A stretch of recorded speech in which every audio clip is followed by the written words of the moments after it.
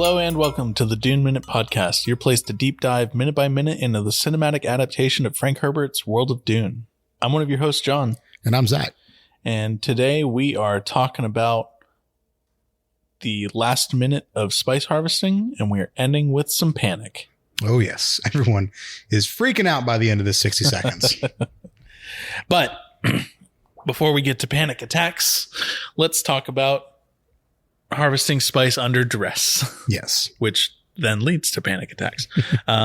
So last minute, we ended with a question to Liet Kynes about the procedures of what happens during the extraction of a harvester as a worm approaches the harvest site. Liet Kynes says that they'll call a carryall to lift the crawler, but they will harvest right up to the last minute. Because they're a different breed, man. Spice is a little important, so they need to get as much of it as they can. Which leads me to a question. Okay. That I don't think is really answered here, but obviously if the worm is, going to attack the harvester, a lot of spice is going to fall into the worm as well as it, goes to attack. So how, does the book at all make mention of how often spice is replenished, or do they just have to, go looking and hoping that it's there? So I think on Monday, I questioned when I would get into the relationship of the worms and spice, thinking it would be weeks from now. Little did I know it would be 2 days from now. Surprise. I am a little bit ill prepared in notes, so I'll just say what I know about that from memory. Sure. Spice is a byproduct of the reproduction cycle of the worms. That's what the spice is. Hell yeah. It's part of the, like when a baby sandworm is growing underground. Yeah. The nutrients and the water that is needed for that thing to grow. There's some chemical reaction that happens, and it builds this thing called a spice blow, which is just a collection of like a highly concentrated, somehow under pressure, pocket of spice. It's probably from just like off gassing or whatever. Yes, probably worm something farts. Like that. Worm farts. Yep. Eventually that pocket of spice will make its way to the surface, and blow up. And that's what spreads the spice across the sands. The more you know. Yeah. So it's typically a very violent thing that the spice blow. Why wouldn't it be? It's Arrakis. Right. Everything is violent. So yeah, so the spice is replenished as long as the worms are fucking, I guess. I don't know. Hell yeah. Yeah, I'll get a little smarter on that as we go on and sure. Give some details, but I'm pretty sure those are accurate highlights. All right. Well, at least we know now a little bit more about how spice is for Yep. Sorry, spoilers. Well, I mean, not really spoilers. They don't really touch on it in the movies ever. No, they don't. I'm a little bummed that they didn't keep that storyline in, but it's fine. It's fine. There's a lot that they have to get through. Yeah. Delta Ajax Niner calls out to Carryall Alpha Zero, declaring contact, which declares contact also in 5 minutes. So down to the wire. We're pushing up on this. Yep. Liet Kynes sees the Carryall approaching from the east off in the horizon, and you can see that it's, I mean, we've seen Carryalls before. We know that they're not small, but it's still off in the distance because it is small in the horizon. So it's booking it. Yeah. Makes me a little curious about how fast the Carryalls themselves are able to move. Probably faster than 27.5 miles per hour. I would assume so. Yeah. So the crew can hear the Carryall calling on the radio, but Leto, when I say the crew, I mean everyone in the ornithopter. But Leto goes to adjust some of the comms to get a clearer signal.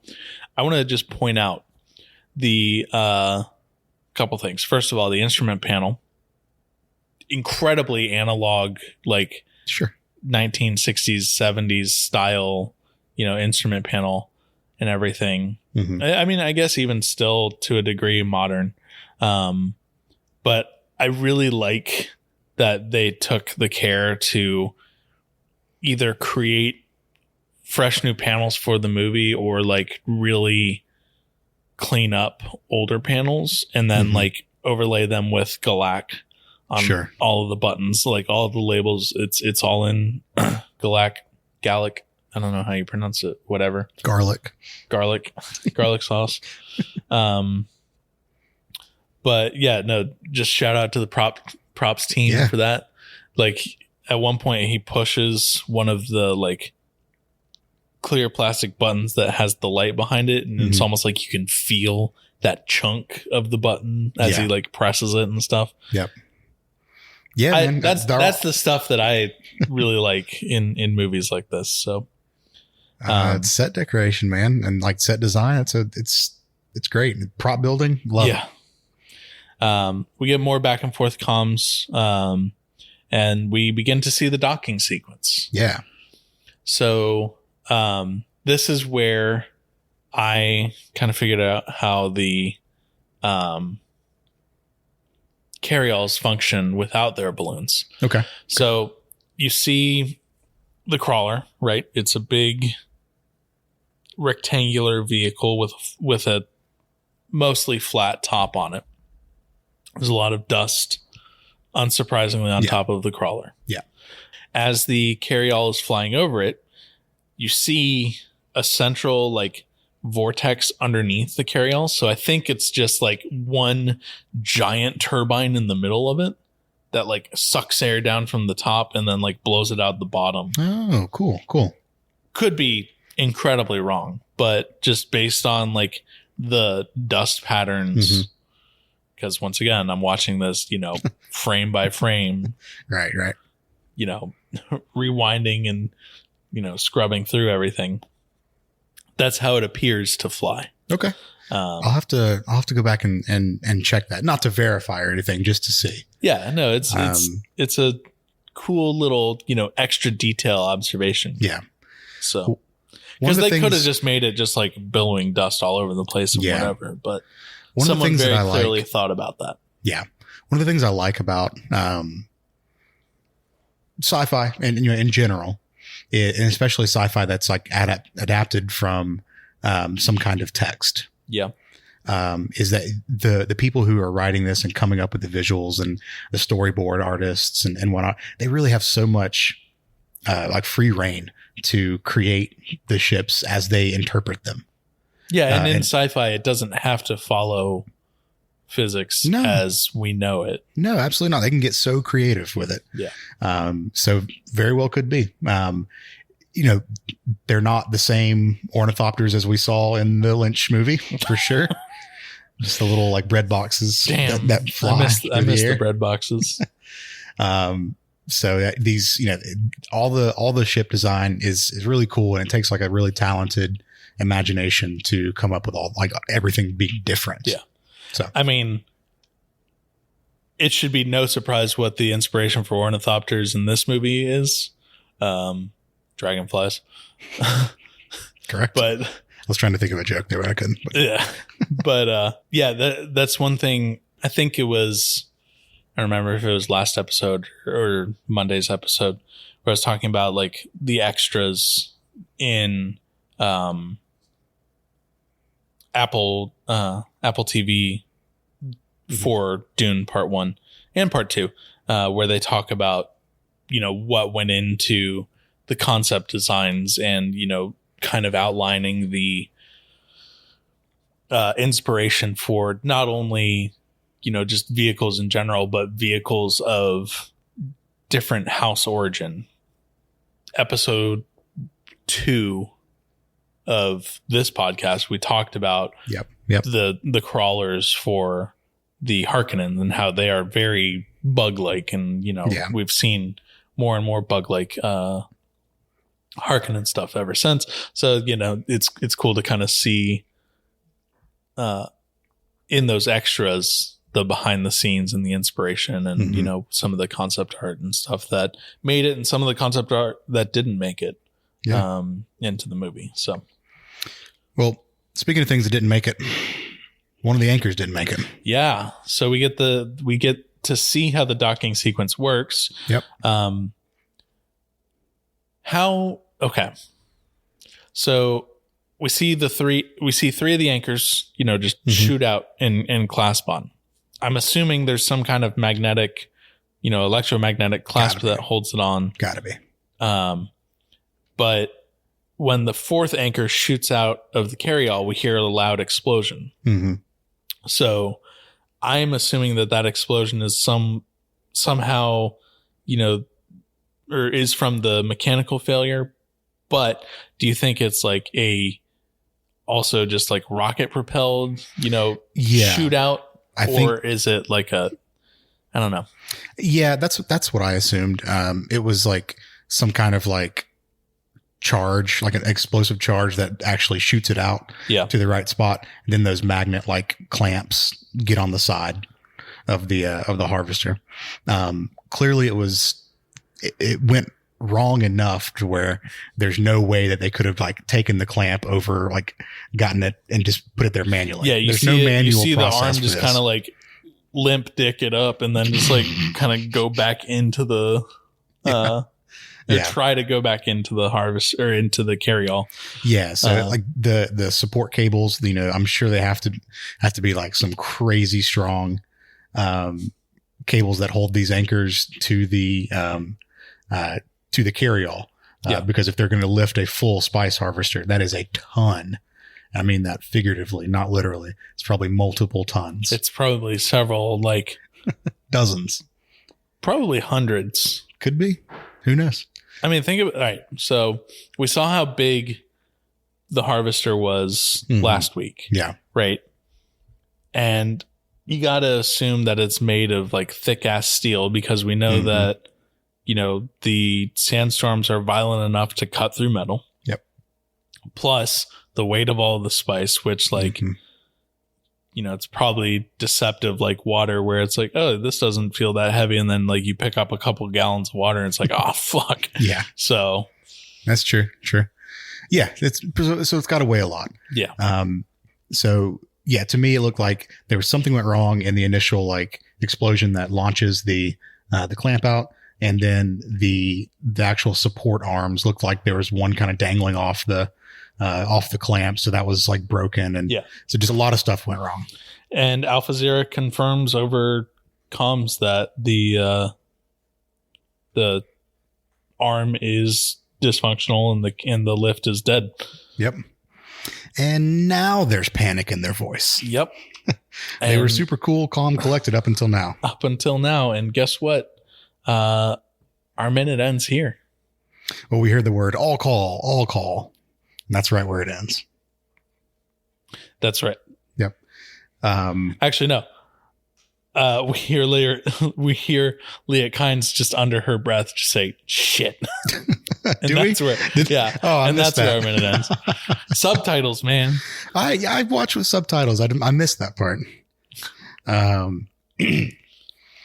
Okay, cool. Well, yeah, let's get into everyone's favorite section, book differences. Hit me. So again, they're still following the book very closely in this section here. Sure. But this is probably where the biggest differences show up. Okay. In the books, everyone is freaking out because they actually cannot find the carryall. Oh, okay. It never shows up. Okay. So this is very different then. Yeah.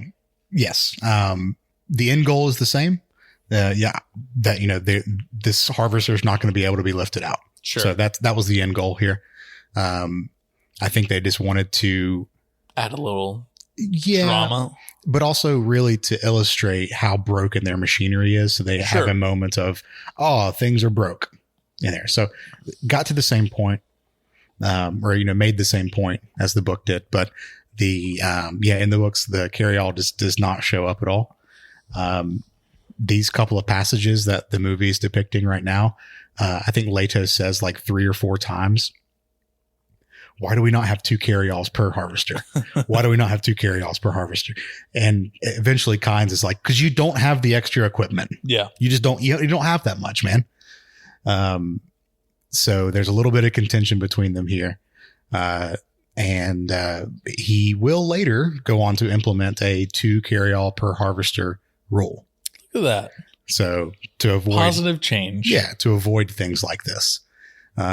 That's pulled from the encyclopedia. I don't think we get that depicted anywhere in the movies, maybe later in the books, but yeah, no, in the movies, jumping ahead a little bit, Leto just is like, what the fuck? And Kynes is like, good luck. Yep. So those are the big differences there's not a lot of mention of like policy and like general meetings to discuss, changes. I think Denis Villeneuve had more important things to tackle with this movie. Yep, I agree.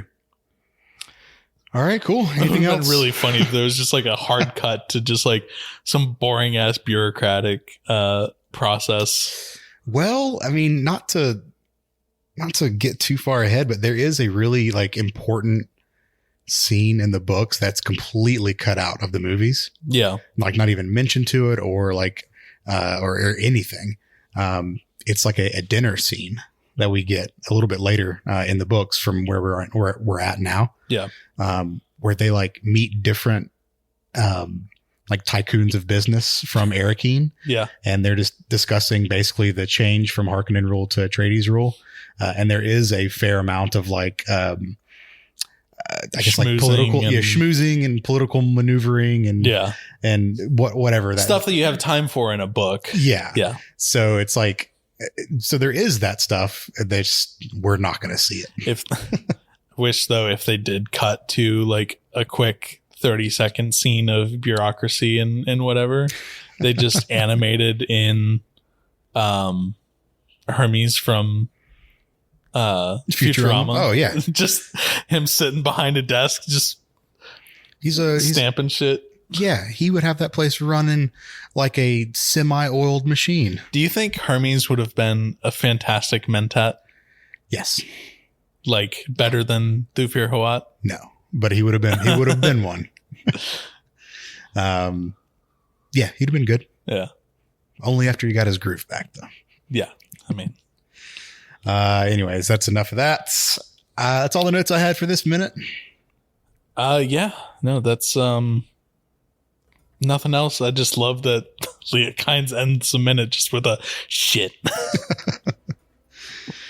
All right. Well, Lee, we will be back tomorrow to see exactly what that shit was all about and see where it goes from here. So, if you'd like to reach out to us, we are on all of the socials, or a lot of them anyways. Yep. We got a Gmail account. You can email us at duneminute@gmail.com. We are on Instagram at @TheDuneMinute. You can reach out to us on Twitter at DuneMinute. Feel free to also rate the podcast on your platform. It helps us kind of get some more eyes on everything that we're doing here. That's right. So we will catch you tomorrow for minute 63, and we will see you then. See you.